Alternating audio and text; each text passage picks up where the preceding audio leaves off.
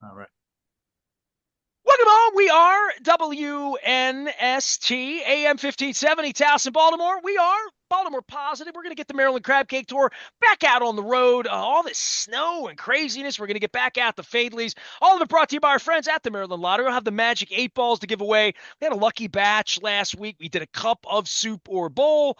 It's been a busy time around here. And I have guests on here that I've been waiting to get on for a long time. And this is kind of fun because it's not every day that I have two-time Grammy Award winners from the state of Maryland on the program. But I want to give a little bit of history to this, give a little bit of oxygen to this because I can let my hair down and I probably will feel like a rock and roll guy I here. But wish I could, but I yeah, don't. I know, all you percussionist guys have to worry about getting all sweated up there. MB Gordy is a Grammy Award-winning artist from Salisbury, Maryland. Strangely enough, his they say I only have 10 listeners. I'm glad your sister is one of them. His sister is a longtime friend of mine through my son's mother through the 1980s on the east side of town and Golden Ring and Dundalk and all of that. And she came back into my life, not just as a fan, but she's been out to some of our live events, Drug City and some other places. And she said to me the whole time, "You got to get my brother on the show. He's like a really big shot percussionist out in LA." And then 6 months ago, you're up for a Grammy. Last week, you won a Grammy. I hope you've towed off a little bit through all this, but you won a Grammy like 6 years ago, too. So welcome home to the state of Well, Maryland, MB thank you, Gordy. man. This is an honor. I'm happy to be on your show and to know about you and the whole thing. So this is great. Well, first things first, you're from Salisbury, Maryland. First things first, MB Gordy. What's the MB for? We got to know that. Let's start with Okay, that. well, officially, my name is, and only I will tell certain people, but now the whole world will know. It's Marvin Bounds Gordy the Third, and I've always been called MB because my grandfather, just to delineate between my grandfather, my father, myself. So it was just MB was You're just the adopted. last in line. I just gave you two initials, and that's you. That's it, Yeah, right? Like and then could when have I been a had a son, JR, right? yeah, Like right. And then when I had a son, people were going, "No, you should name him the fourth." I went, My son's gonna have his own identity." So there. we have such a great musical heritage in our state in so many ways. And I have friends in bands, and, we can talk about the Kicks, and the guys from the Ravens are playing this weekend over at Cooper's, and these rock bands that have played here, not to mention the roots of, A&M Records and songwriters that went to New York when they were kids and became stars and all of that. Give me your background and your beginning in all of this, because I think you're a couple years older than me, but certainly in a jazz space, a rock space, a classic rock space. When you say percussionist, I'm thinking did you want to be like John Bonham or like Keith Moon Yes. when you were a kid, pretty much? Yeah, I mean, look, I grew up with all of that, Led Zeppelin and the Beatles being two of my most favorite bands ever, and John Bonham and Ringo Starr. I mean, completely different worlds of drumming. But so when I got into it, I was just, growing up playing. We wanted to play Beatles tunes, and we were faking it with baseball bats and funky, little Hawaiian drum kits and stuff like. Anyway, so that grew and that grew and that grew all through high school, and then I went to Towson State after I got for 3 semesters after I got out of when I graduated from Do my they college. know you won a Grammy? The guys at Towson would love to brag on you if they knew you won a Grammy. Now, I haven't gotten that. I'm just saying, man, I'm learning stuff here. So let me get a drink here. I get some Yeah, Pizza John's pizza, sit back.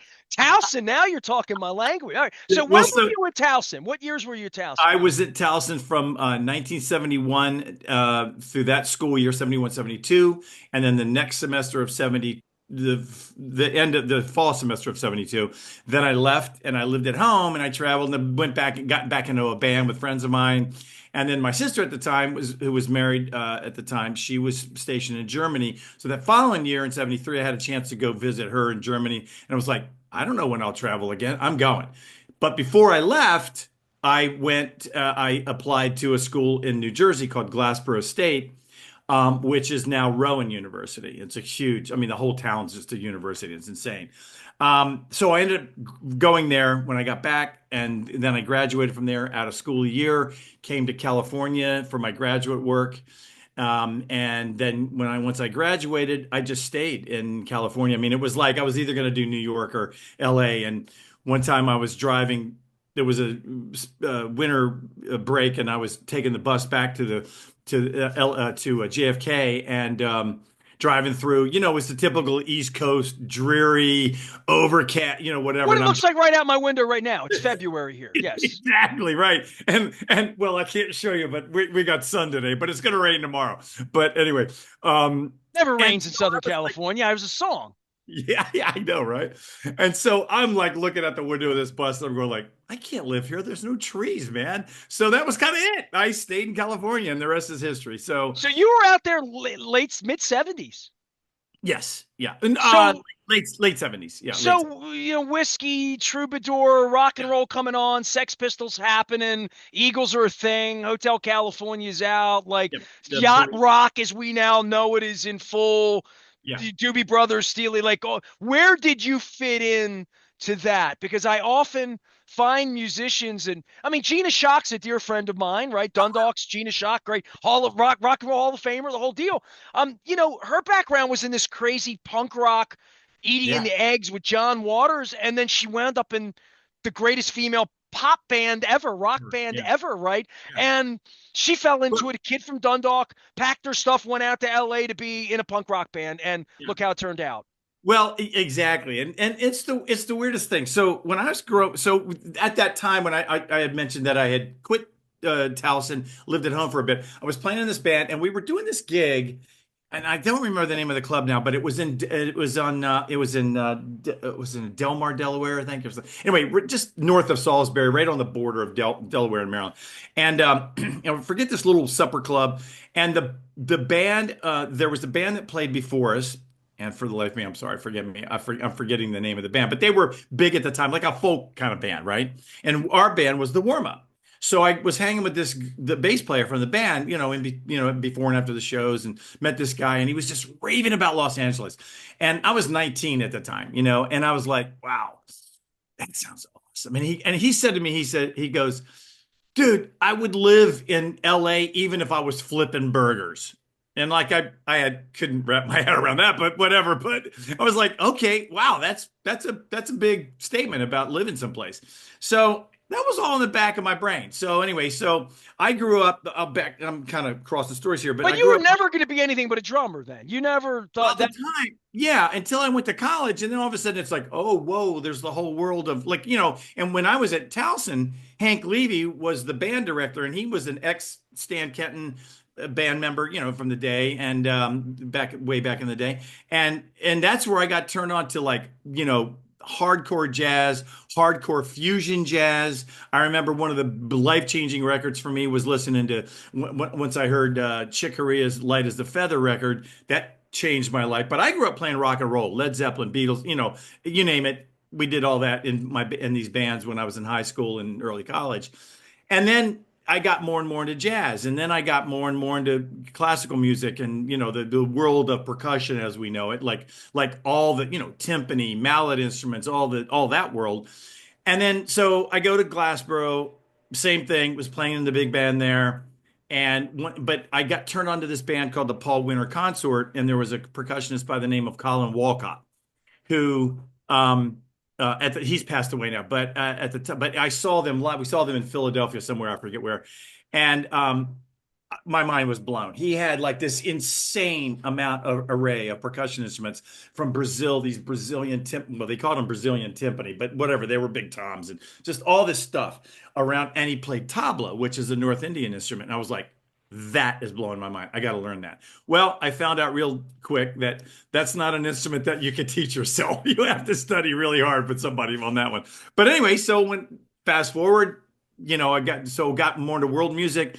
Eventually came to California, went to California Institute of the Arts for my master's, and I got heavily into world music there and avant-garde contemporary music as well as continuing my drumming and all that.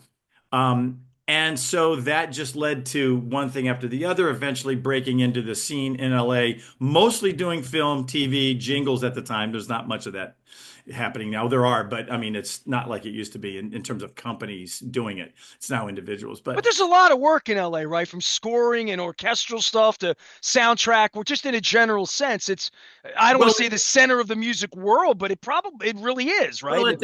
at the time, yes, it was the center in terms of film scoring and TV. music, because remember back in the day when we were growing up, every show, I don't care, you name a show, it all had, that was live music. It was in the 80s and later where things started becoming more programmed, synthesizers are being introduced, all that, drum machines, all that kind of stuff, right? And everything. So everything's morphed. The music business changes, and then also synthesizers were being used constantly on records at that time and still to this day. So everything, just morphed, changed, grew, and it's all changed again because now the film scoring industry in Los Angeles, and at least in this country, is on a downslope, man. It's not good, but that's production in general, and that's life in general. Everything changes, man. The world's a big place, so we all have to adapt. And I, have built a studio at my house. In fact, this record that I just won a Grammy on, I recorded all the drums and percussion here on that at my studio. And so anyway, I got way heavily into the film scoring thing, and then eventually I played with well, there's a whole story about me auditioning for Frank Zappa's band, but that was Another awesome. Baltimorean. There you go. Another Marylander. All sticking together here. I want to reset. MB Gordy is my guest. He is a two-time Grammy Award-winning percussionist. He just won a Grammy last week. His sister's a listener. He's a Marylander. He's from Salisbury, but he's been in LA longer. Gina Shock's been in San Francisco. And we're talking drums. I just wanted to put a little funny in here and say AI putting people out of business. When I hear of a percussionist talking about the synthesizers and the drums, I'm thinking drum machine, probably drum loop, probably the worst thing any percussionist has ever heard of, right? It's like Well, AI to a writer. yeah, yeah, exactly. But you'd be surprised. I mean, but see, all that morphed. So in the day, it was actual physical, hardscape machines, right? And now it's all software. Like we're not backtracking on this anymore. And it wasn't ever going to happen anyway. Growth is growth. Technology is technology. We're So not do going you back. play the drums on a computer or do you play the drums on a drum? I need to ask Both. that question. I have electronic setup. I don't like it. I'd rather play real, real acoustic. But listen, there's sample libraries out there for those of you, your listeners who um, might be composing or might have a home studio where they're buying sample libraries and stuff. Cinesamples, their Cineperk library is me. That's me. So if you've got Cineperk, you are playing me. So did I put myself out of business? Maybe, but here's the other side of that whole coin. Look, not everybody has been as lucky and fortunate and blessed as me and a lot of and people that do what I do to be able to come to a place like Los Angeles or Nashville or I'm talking about the United States now, New York or wherever the big studios are, be able to do this as a living, right? There's a lot of people way out. For a lifetime, right? I mean, for you.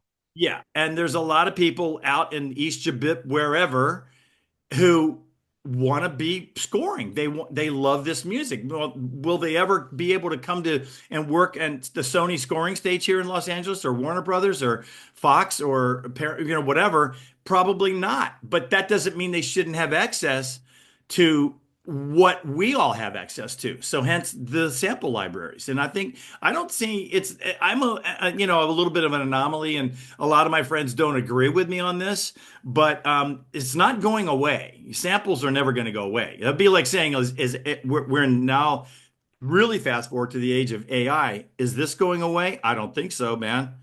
Well, I remember when everybody in the industry thought Napster was going away and it's saying, Yeah.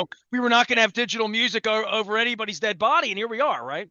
Right. Well, and look at Spotify, and the dude who owns Spotify is a, multi-billionaire, and all of his artists, anybody who's got stuff, which is every artist that makes music, doesn't make squat compared to what he makes. You know what I mean? But I don't know, man. It's a crazy time in everything. Once record companies started falling apart, what, 20 years ago now, maybe more, whatever. There's the reinvention uh, of record companies. For example, Taylor Swift has her own record company. Ani DeFranco was one of the first artists to ever own her own record company. Dave Grohl, I mean, not, I'm sorry, Dave Matthews has his own company. So they're companies again, but smaller. You know what I mean? But the thing about all this that changed after record companies started falling apart and they were ripping their artists off right and left and stuff, and they owned them 100%. And listen, 25 years ago, if you didn't have a record deal with a company, you were not going to have a record put out. That's different now, man.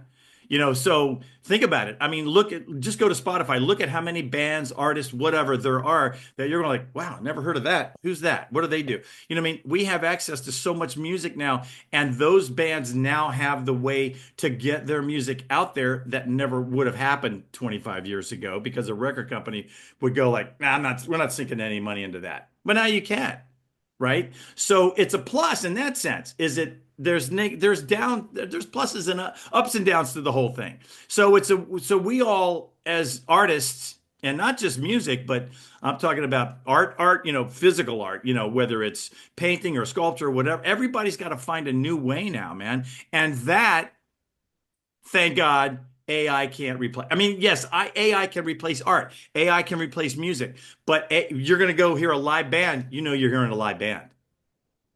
You know what I Oh, mean? there's no doubt about it. There's nothing like live music. Exactly. We haven't replaced that yet. Other than lip syncing at Super Bowls and other things. I don't know. MB Gordy is here. He is a Marylander. He's from Salisbury, Maryland, even though he's been out in Los Angeles, California. He just won another Grammy So you have two now. You have bookshelf Grammys. Drummer, percussionist, composer, and producer. And more than that, his sister is a listener to Baltimore Positive and a friend of ours who's been trying to get you on forever. I didn't look. I'm not just calling because you won a Grammy. I did call before. Even I if you know you lost, I didn't. We would have had tried you to on. hook this up, and my apologies on that, my Well, man. I just want to go through how a guy winds up in California figuring out how to do things and how many bands you played in, people you Oh, played with. I remember I took a picture of me and Seal a couple summers ago. I'm a big Seal fan. Saw him. I know the guitarist in his band. And you just said, oh, my brothers played, all of these different artists that you have touched who are looking for, I need sound. I need a drummer. I'm doing a song. I'm doing a project.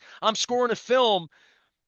I'm sure you have an agent and the phone rings up, but what do you like the most? Because you're not a dude on the tour bus with the Doobie Brothers now, or really haven't been so much that guy, right? right. I played with the Doobie Brothers for 4 years. Well, let me pinpoint. I'll backtrack it. We're Well, that's a crossing. tougher life. If you can stay at home and do it in LA, I think a lot of musicians, unless you're really vain or really feel like you got to get out there and do it, once you get to be our age, it's not nearly as sexy. Touring sounds sexier than it really is, I think. Well, that's yes. Listen, touring is great, and the younger you are, the better it is, obviously. So we're jumping around, but I'm gonna backtrack just a little bit. So, like when I started, getting into music, and you're watching the Beatles and all these bands that I grew up listening to, and I remember seeing Hendrix live in Baltimore and Cream and oh my God, it was just mind blowing, and I was like, that's what I want. I want to do that, right? And then as my education and career grew, it all morphed into something else. And I think part of the You weren't deal is, watching Lawrence Welk in 71 thinking I want to do that, right? uh, I'm going to tell you a funny story about that, but no, exactly. It was not. But my parents, I mean, music in the 70s, you could get it all. From Soul Train to, No, Midnight exactly. all of that was there, but like we all gravitated towards something that was rock and roll in my neighborhood. It's here, man. And so anyway, as it's all morphed and I get to California and I'm like, oh my, and I remember growing up and it was like I knew everybody who played on everybody's record. That's what I wanted to be in, like New York playing on records, and that was the deal. So I come to California, stay in California. All of a sudden it's like, whoa, film music. Wow, that's a whole world. And from what my education and playing all the different things that I do, it's like it was perfect for my world because I love. If you were to ask me, hey, so look, dude, are you going to play drums? You got to pick one thing: drum set or some aspect of percussion, other world of percussion. I would go like I can't do that, so I just can't because I love playing the drums. I grew up playing drum set. And I got into all this other stuff. And the irony is, all these years later, my first Grammy was with a band called Opium Moon. Had I not been a percussionist, I wouldn't have been in this band. So it's a little, you know what I mean? Because I don't play drum set in that band. It's all Middle Eastern percussion. It's frame drum, doumbek, all this world of Is that a lot? Does that take you back to Salisbury when you were in band camp in the not a rock band, but in the ensemble orchestra? That there were other things than being Keith Moon at that point in your life. Like you were at least because I always thought that like in middle school, late 70s, I thought that wouldn't be any fun to be in that kind of the symphony kind of band. I want to be in a rock band, right? And I think that there was a real as a kid, you might have not even thought about any of the other things other than that Well, what you saw on TV. yeah, I mean, and you never, it wasn't part of my world. It was like I said, I wanted to be in a band. So all of a sudden, all these years later, I will, fortunately or unfortunately, whatever reality is, it's the back end of my career. I'm in a band that wins a Grammy. It was like mind blowing. And the funny thing is, I 100% now know, you've heard all the stories of like the inner band interaction, right? Like people, the fights and everything that goes Behind along. the music. Exactly. Well, I found out what that's like, my man. From Okay, being, right. So being in a band wasn't necessarily good business, or but for you, MB, out you get work out there, and you start getting work, and you say, I like this band, this ensemble, this yeah. sound, or does it become more like your own creative vibe to say, hey, you're hiring me? Do they tell you what they want percussion way, or Um, or is it more artistic in it, your own way? it's both. That's a great question. It's both. A lot of time, well, and now that since I mean, people know me in LA, I mean, I'm known in the composer world that people that do film, TV, video games, for example, I've played on all the Black Ops video games. That's one of my friend Jack Wall is a composer on that. So these people get to know me and know what I do. Know I have a studio, know I have all this insane amount of gear, from Japanese taiko drums to, it's insane how much gear. This is not a cheap endeavor, my friend. So, Not a hobby. right. And so, they get to know me in that respect and they go, okay, hey, in fact, I've got two projects next week. They're coming over specifically. I've worked with these people before. They know what I own. They're going like, okay, here's what I need. Now, they may come in with a chart, for example, like a very specific piece of music written like that. And I play that. Or they might go, now look, what do you hear here, man? I need something a little bit more. What can you do there? And what instrument do you think would work great? So like I'm hearing this track and I go, oh, well, let's try this or that or the other thing. And it's really true when you think about it as studio musicians. Think of all the cats, all those stories, like you've seen the Wrecking Crew movie, right? That movie about all the studio guys from the time, back in the day that all worked with Brian Wilson and you name it. They were doing all the records at all that time, right? That's that group of people, studio musicians.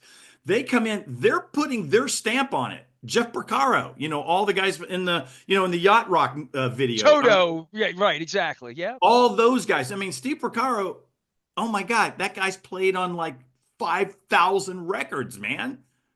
That's insane. I mean, that's crazy. I mean, what an incredible career those people, so But a again, lot of those fellas didn't get off a tour bus and sign autographs and do all of that. And that's maybe where your head is in the beginning, but then you get into the industry and what your heart is, and you, at the end of it, you look younger, feel better, probably, have had a different well, road. And especially drumming. Like Gina's going back out in a couple weeks with the Go-Go's, and she's every day playing full set because she doesn't touch the drums when she's not playing and touring, right? There is a physical part of oh, being believe your me. age and being a drummer in a general sense, whether it's plantar fasciitis or whatever it would be, that makes the Neil Pearts of the world just incredible for the body of work to be that Yeah. kind of an athlete, right? Well, that another good point and another good issue there because I really look at it like as being a musician, being anything. I don't care what you do, man. If we approach it as that we're no, look, I'm not in the most incredible shape, but I think I'm in pretty good shape, particularly for my age. But you have to be in general in our lives anymore, man. If you abuse yourself, look, I played with Three Dog Night.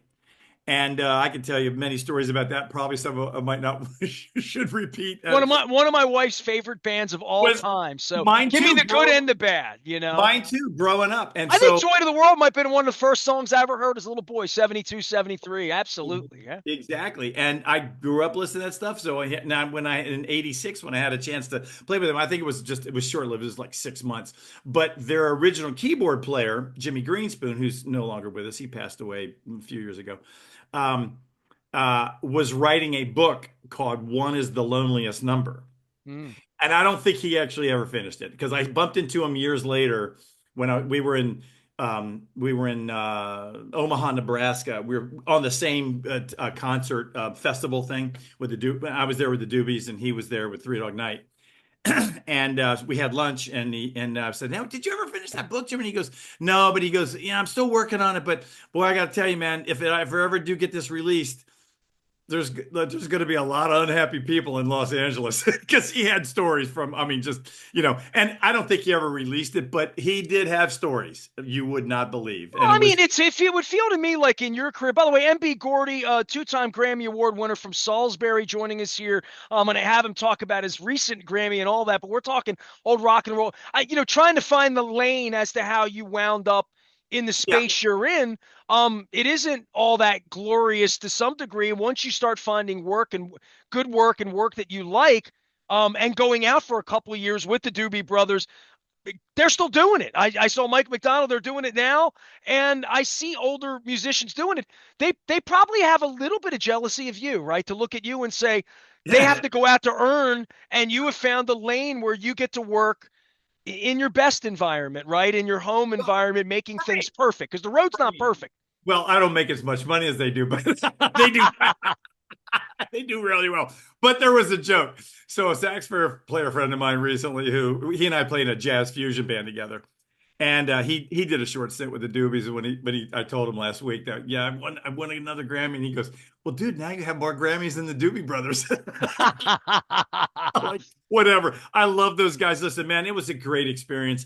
And I look, like I said, every situation has its ups and downs, and when it's the music business, man, and the music business is a lot different than making music. They're two different things, and you've got to learn how to navigate as somebody, any of your listeners who are going like, but how do you, man, dude, how do you do that? How do you get into that scene and blah blah blah? Look, I don't know that I personally have the one answer. No one does.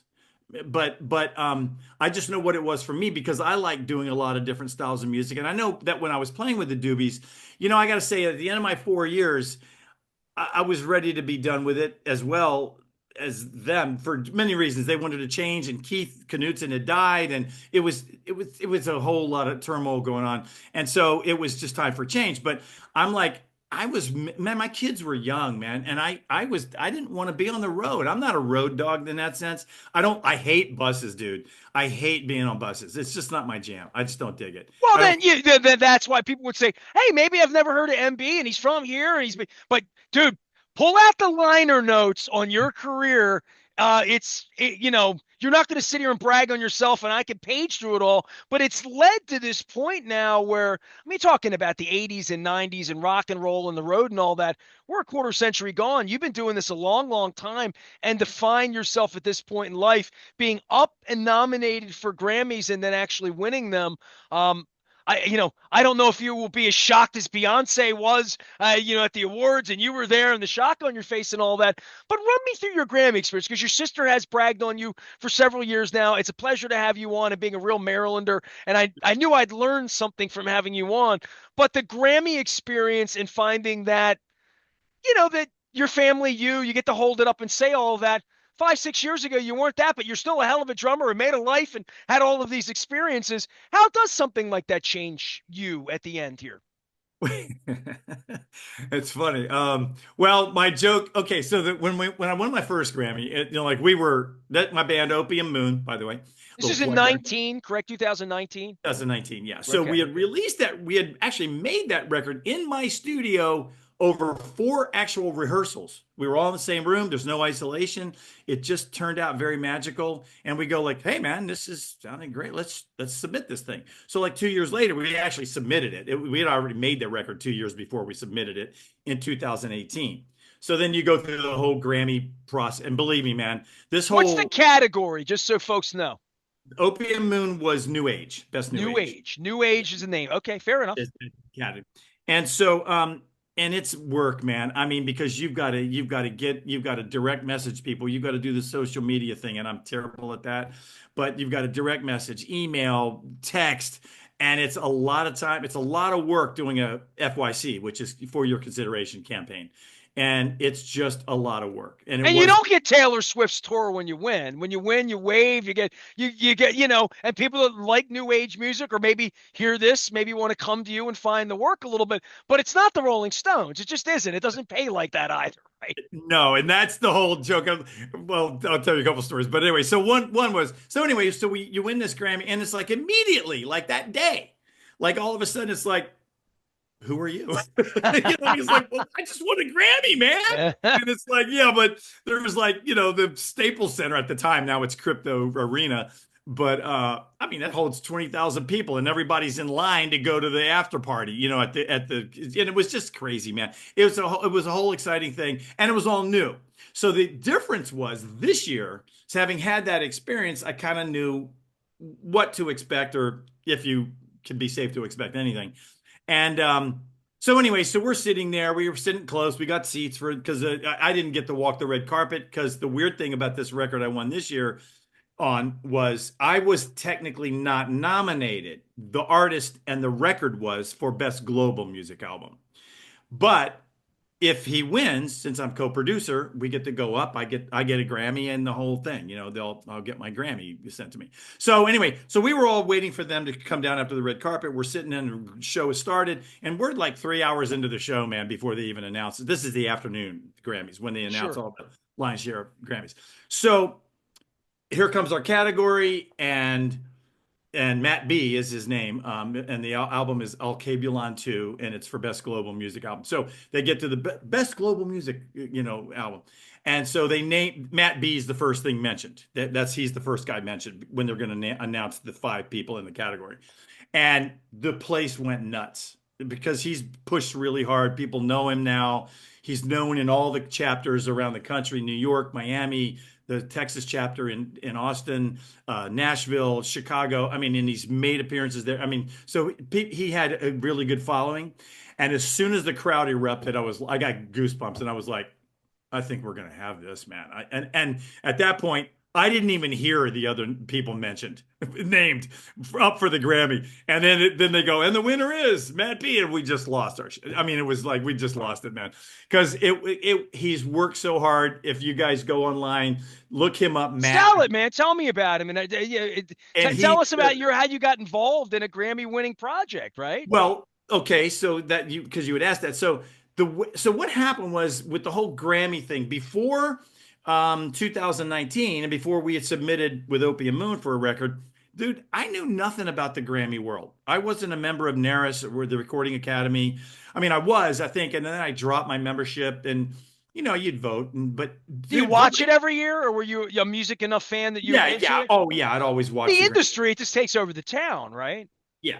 You probably always know somebody that's up for something when you Oh, live there and work there, right? you Yeah. either know them, or somebody who played with them, or look like all my friends, practically everybody in the band in the live band in the afternoon show that when my category, those categories get announced, because they hand out 95 Grammys total, right, the whole day.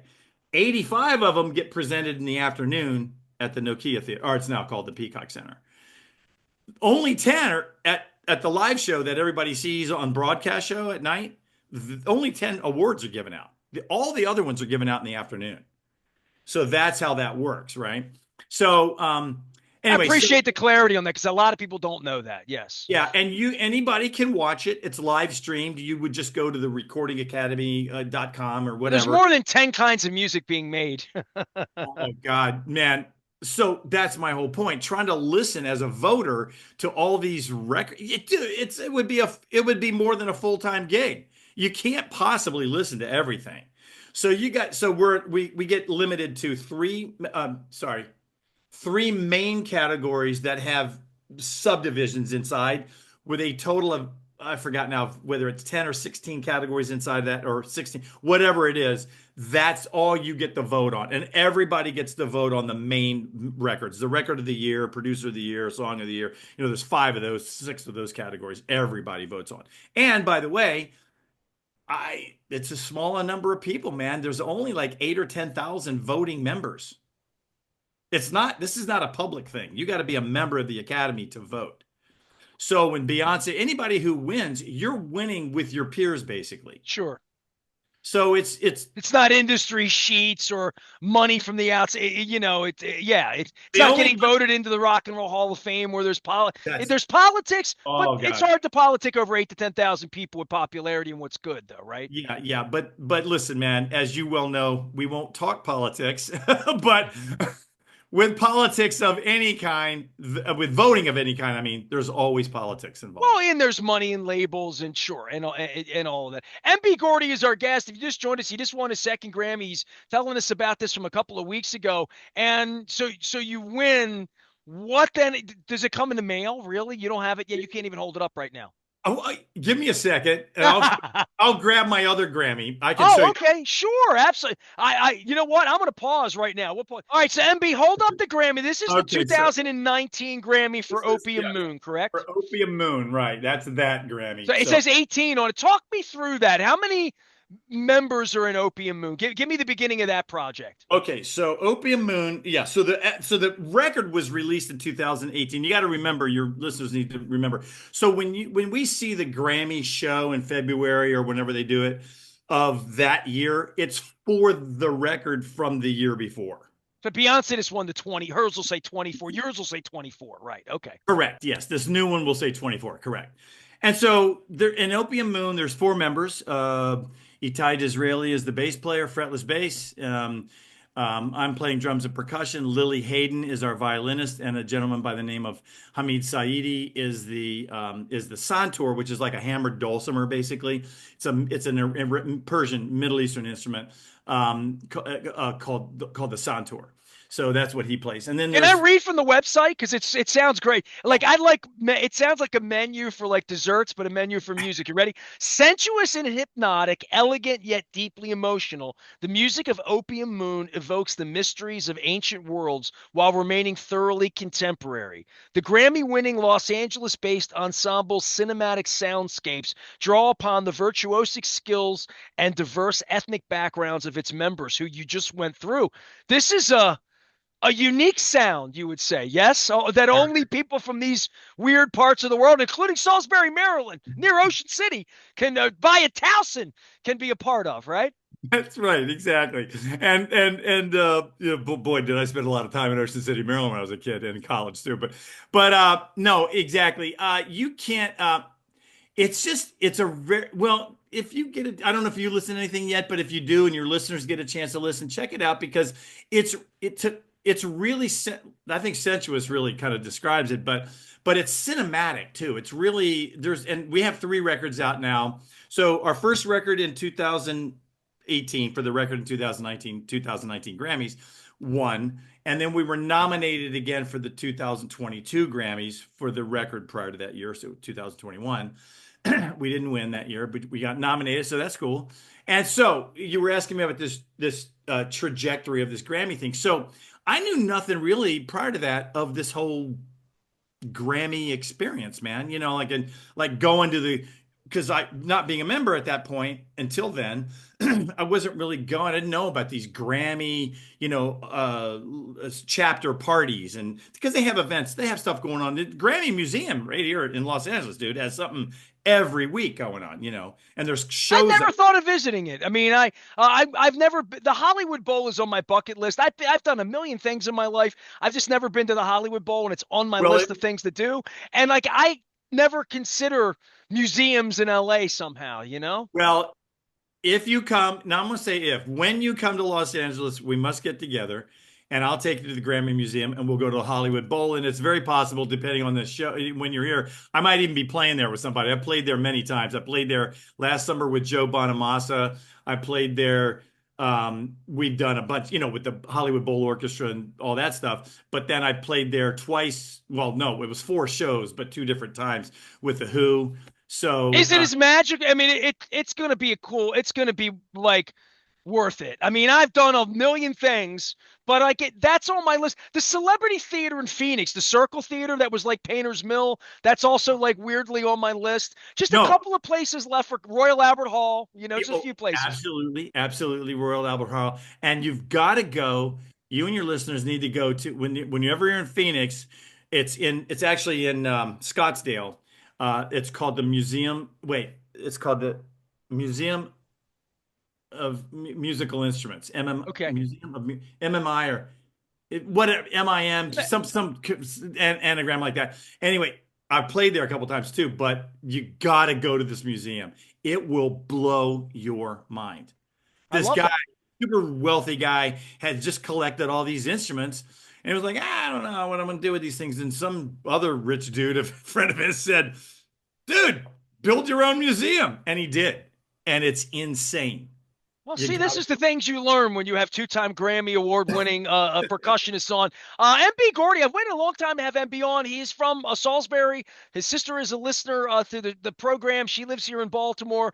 She has told me about you for a long, long time. So, look, I'm going to let you go back to beating on whatever things you got in the other room there that make the sounds that you make. But I was going to ask you, you mentioned like smooth jazz in the beginning. You're in a band. Dude, how many outfits are you in? I mean, like, how many oh, working? Do you play out in LA 8 times a year in some jazz ensemble at the Coach House or, up at the Cab? I'm just wondering because I don't even know. I know of you as Grammy Award-winning guy, but all of these different people who call upon you to put you on a stage.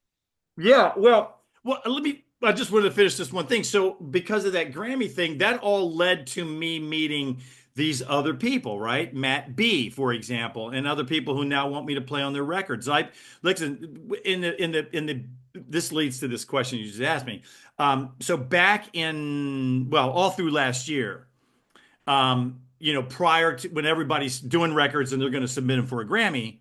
I played on 11 different records that were being submitted for the first round of voting. Six of which made it to the final round. So, And and one got nominated. no, six got nominated, Six got nominated. but Okay. only one that I co-produced that I was up for a Grammy for, right? Okay. But all those other records, should any of them win, we get things called they're Grammy certificates. So it's a certificate that says, hey, congratulations for playing on da, da, da, da, da, da. Well, two of those records also won. So I'll get two other certificates, but one of which was for Best New Age in my band, same category we won in. Our friend Voter Kellerman won this year. And Opium Moon played a tune with him. We did a tune with him on his record. And then I was on another artist, Radhika Verkari. She was up against him in New Age. I played on her record, and the 100th anniversary Henry Mancini record I'm on this year as well. And the tune that I played on, I'm really proud of this, is called the Lujan song that Henry wrote for. It's a particular instrument called the Lujan, and so I'm sort of featured on that. But I didn't know this at the time until after the fact. Pat Metheny is the soloist on it. So I'm actually on a record with Pat Metheny, which like blew my mind when that happened. So Well, you probably get real Kevin Bacon-y after a while, right? Like with, the tentacles of who you've played with, who's played with who it, you've played with, right? well, yeah, and you mentioned Zappa before, and I had auditioned for Zappa right out of at graduate school. I didn't get the gig. Chad Wackerman got the gig. This was after he let Vinnie Colaiuta go. And I know all these guys, and we all know each other. Even remote, if it's not like not real well, we know who each other. Obviously everybody knows who Vinnie Colaiuta is and Chad Wackerman is, but but I did get to work with Frank in another setting and more of an avant-garde class because he wrote classical music too, or I say classical, his music orchestrated. Let's just leave it at that. And so we put together an ensemble, a 6-piece, three percussion and five piece actually, and two piano, three percussion to do his orchestral music, which he couldn't get performed by an orchestra. He wasn't happy with what he was getting. So a friend, one of my buddies who was a percussionist in this trio I had, was doing music copying for him, and he said, "Look, Frank, I'm going to put something together. I want you to check it out." So he did. We played it for him. We presented it to him, and he goes, "I love this. We're going to record it. So here's what we're going to do. We're going to record every other week for 8 weeks, and then we're going to go in the studio and record these pieces." So we're like, "Oh, great." We did 7 rehearsals. The week after the 7th rehearsal, we get a phone call back from our friend Art, and he says, Frank just got a commitment from the Buffalo Phil to do these with real orchestra, so we're out. I was Oh one no. rehearsal away from playing on a Frank Zappa record. I was so bummed. But anyway, it was great to be able to work with Frank, and he that was, we're talking legend here, man. You So gained his approval early on, though, right? yeah, yeah. I actually did. I didn't, like I said, get the gig. But one thing that happened was when he said, and this blew my mind. So when Art was, we all showed up to do this thing for Frank, present these pieces to him. And he was there with Chad, his new drummer, who I knew, and he was there with his main copyist, this guy, David Ocker. So my friend Art's going around introducing everybody. He said, "So this is, and he goes, and this is MB Gordy." And I said, and I stuck my hand out. I said, "Frank, I don't know if you remember me, but I auditioned for you a couple years ago when you were," and then I looked over at Chad and I said, "But he got the gig." But and I was at the audition for 3 hours. So I'm thinking I held my own. If I was there for three, because Frank was known, he took no prisoners, dude. If it was no bullshit with this guy. If you were there a half an hour and it wasn't happening, you're out. It would be just he's not gonna placate you. It's not gonna happen with Frank Zappa. So so anyway, he goes, "Oh, yeah, I remember you, man. You were one of the better ones." And I was like, "Take that." Yes. Like, so it's just, dude, He'd it's be just, so proud of your 2 Grammys at this oh, point. I know, right? MB Gordy is here. My parting shot for you is this. I'm a rock and roll guy. I can let my hair out. It's so long that my wife couldn't read the name on the back of my jersey. So I got a lot of hair here. I used to have a ponytail until I lost all my I'm gonna let it out for the end just because it's rock and roll and you're a rock and roll guy. I love it, dude. So I got So let as the Cars would say, let him brush my rock and roll hair. But I'll say this, and I've written a couple of books in my adulthood. And I would say I have since to check them out. I have to check them do out. that. Well, football and baseball, like I'm a sports guy, right? But every time I get serious about writing, and I mean writing I'm an old newspaper writer and I'm a writer. I like to write. And I never do fiction. I just write about things and how I feel and where I am. I'm a smooth jazz listener. Oh, okay. And so anytime I want to clear my mind, I put it on the television, on the Smooth Jazz channel. I don't know the artist, although I did interview David Sanborn and, I met Dave Koz once and some other sax players and stuff like that.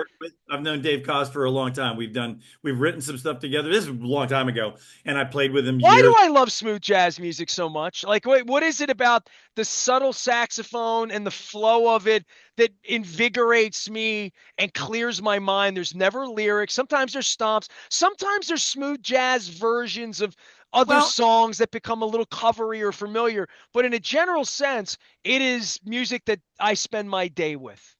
well, I think it's a lot of reasons. I mean, like you could ask a similar question. Is like maybe it's not everybody's cup of tea, but why would people, you know, uh, gravitate towards like new age music? And I could see me finding that to be the next step after talking to Yeah, you, I mean that's honestly. a wide category. Now, listen, generally speaking, in new age historically, yeah, talk to a lot of musicians about new age. They hate it. I mean, it's not interesting to them, right? And I will say the same thing about certain types of music because I want to hear like Steely Dan. I want to hear some music going on, man. I want to hear chord changes. I want to hear something deeper than just one chord and just that's. I mean, I'm a drummer, dude. I can listen to a groove all day, but it's like, do I want to hear that same groove all day? No, I want to I hear some. felt that way about the Super Bowl with Kendrick Lamar. It's not my music, but it had no hooks, no melody, nothing to sing along to, no chorus, none traditional things. And I know it's its own art and the world loved it and all that. It's just not my art. It's not. Well, Any more than country music's not my art either, honestly. yeah, and I played a fair amount of country. In fact, this way I just did a session on Sunday that was kind of a country thing. Well, listen, the thing about my take on the Super Bowl, I agree. I I love Kendrick. I do love Kendrick Lamar of that genre. I mean, he's one of my favorite cats that does that, the if hip hop, whatever that world. But um, I have to say I agree, man. That show did not do it for me. It wasn't musically happening. It wasn't interesting to me, and I was bummed because like Beyonce's Christmas show at the for the Houston game was way more intense. Was made way, I don't know how much money they spent, but it was had to have been as much as what they spent on the Super Bowl. It was insane. I don't know if you saw that game. Oh That yeah, just the car alone that she got off of in the beginning looked to me like an I mean, investment. and Yes. the massive amount of people all dressed in white. And now I will say this one thing. Okay, so I'll say this, and your listeners might not like me for this. I do love Beyonce as well. I'm not a fan of that Christmas of the country record so much. I really feel like other people in the country world and should have had a better shot at a Grammy, but she's very popular, and so hats off to her. And plus, she's crossing genres, and so that's all great. Hell of But a risk, like just in a general. She didn't have to do this album, right? Period. right, yeah. But what one thing is for sure, which was brought to my attention, what I didn't know, that whole, that cover of that record where she's dressed in white and the white horse and all that. And, look, a lot of people look at stuff that goes on in Hollywood because it's very Hollywood, right? Look at like, oh God, enough of that, the pretentiousness and blah, blah, blah, blah, blah. Well, that's a real thing.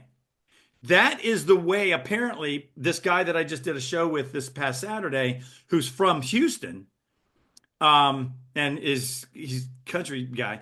He said, no, that is a real thing. There's a big rodeo that happens in Houston.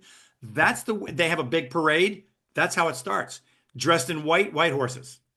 Well, it's not. I mean, I never felt like it's a put on at all. And I think you No, can't no. get over at this point. But it is, when artists change genre at that level. I mean, even who knows what Taylor Swift's going to do next, right? Like, she's mixed things up. You've mixed things up, and you spent a little bit of time with me. MB Gordy is here. I've let my rock and roll hair out for a new age Grammy Award-winning artist, now a second Grammy Award-winning artist for recent work. And I hope everybody goes out and checks out your music, Googles you up a little bit. It's MB Gordy, Gordy. He's been out in LA for 4.5, 5 decades. I don't want to give your age away too much here. He's lost his hair out there, but not his mind. Put And it that way. Yeah, I'm in the so, music business, man. I don't have any hair anymore. so what I would ask you this, I guess, the part. What is next for you? You win a couple Grammys. You get more immersed in all this. Your phone rings off the hook to be a part of different things. What decides, other than them writing a check for your time, being involved in selected projects? When you say I want to do this, or I don't want to do that, or I don't have time for that. Yeah, well, all of that. I mean, obviously the paycheck helps, and listen, I mean, I do plenty of projects. I do a lot of educational stuff, and so that's not for the money, man. You're not. I do film scoring workshops. In fact, I have big sessions here coming up later this month for USC film scoring program. I've been involved with them for over 30 years, and I love it. I love sharing what I do with the generations behind me. You know what I mean? Whether they're film composers, which is that world, or other percussionists and drummers or whoever. I love it, man. I mean, I've taught at universities. I've done that thing. I'm not doing it currently, and I don't, and it's just many reasons why. But I love sharing what I do, and particularly with students, when you have students who want to learn, not like think like, oh, I don't need to, I'm going to study with you, but like, I don't really need to know this. It's like, then what are you doing this for? If you're going to have an attitude, because I've had some students in the past, which shockingly, we won't go into any gory details, but I'm like, I don't understand where you're coming from. I'm the instructor. I'm telling you, this is what you need to do. And your competition, my friend, is me. So Right. not to lay an ego thing or something. So if you better be willing, listen, I'll just tell anybody, your listeners, anybody who wants to go into music or any of the arts, it's not for the lighthearted, my friend. And you got to have thick skin, but you cannot become a jerk. But you got to be real. You got to be authentic. And within that, you're going to have to bust your butt. It's no skating allowed. Not in this business now. Well, you got instruments you got to get back to in the other room. At some point, put the pictures up. I've seen on your website just all of this stuff you can beat on. And, I live in Baltimore. Right behind us, the kids take the tubs out on the street and beat, just it's the beat of life, right? So, I mean, keep doing what you're doing, and I appreciate you taking some time. And when I do get out to LA, I'm going to find you for a proper taco, if nothing else. Some good. We sushi. got all that. We got a lot of great places we could hang, man. We'll get up the hill to the Hollywood Bowl and do it up right for something there. MB Gordy, two-time Grammy Award-winning percussionist and composer, producer. You can find his work out on the internet, find him out about his Grammy travels. But more than that, most importantly, from Salisbury, Maryland, of Towson University. I don't even think the Tigers know. I'm going to have to call Sean over there and let him know. Y'all know you had a Grammy Award at Towson I, University. I don't Man, even know who's teaching over the music school now, but it was years ago you're when I going to was. be on the cover to Towson magazine, dude. Hold that Grammy up again. Let me see that There and you read go. that off There again. you go, baby. Say That's it. something for that. This is the Opium Moon Grammy from the 2019 Grammys for a 2018 record, which is our self-titled album, Opium Moon. All right. Well, So it's there you shiny. go. Isn't she beautiful? Hey, there you go. Look at kids. All right. MB Gordy is out. I got to go rock and roll. We got the Maryland Crab Cake Tour. We're trying to get through winter. Luke's waiting for baseball to get going, and Lord knows we're going to have free agency. And I'm about tuckered out on the Justin Tucker story, but I'm sure we'll have more ahead. I am Yeah. Nestor. We are WNST AM 1570, Towson, Baltimore, and we never stop talking Baltimore positive.